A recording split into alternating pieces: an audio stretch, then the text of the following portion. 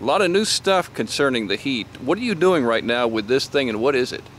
Well, this is a wet bulb. This is part of the new Georgia High School guidelines and instruments that will measure the humidity, the temperature, and give us a reading of the guidelines that we have to go by. And we have certain readings, and it's not just temperature, it's a calculation of the humidity in the air. And we have guidelines of when we can practice, what type of equipment we can have on when we practice. And it's all for the safety of the players, which is a good thing.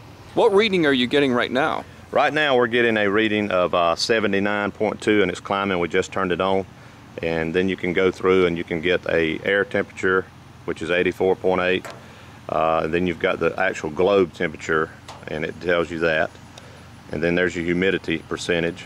And then there's the calculation, and that's what we go by, the wet bulb globe calculation temperature. And what is a legal temperature or humidity or heat index that you can deal with and practice in? Well, we have guidelines, and it's set from certain degree to a max of 86. You can go full pads. When it gets over 86, and I think gets to 90, you have to take off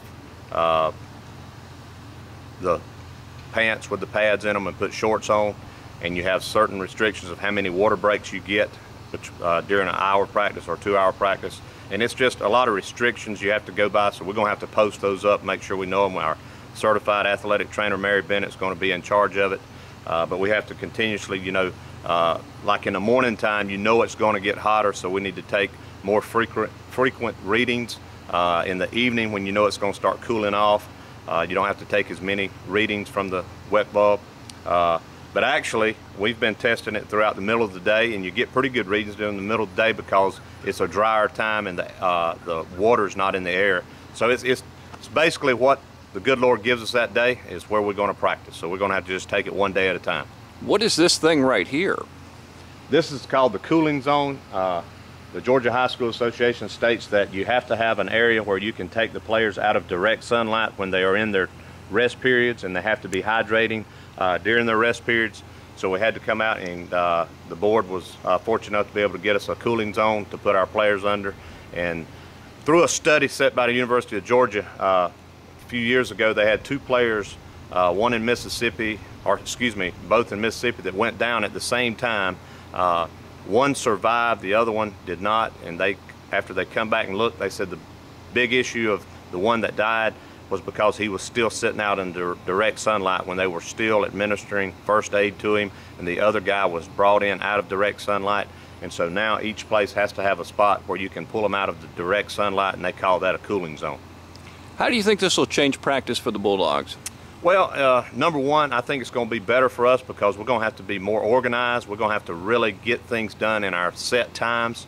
We're going to have to be more structured, more focused as a staff and as players. We can't have any time of just where we're not focused. Our players are going to have to come in and realize we've got a set time that we've got to practice, because once you step on the field, that's when practice time starts.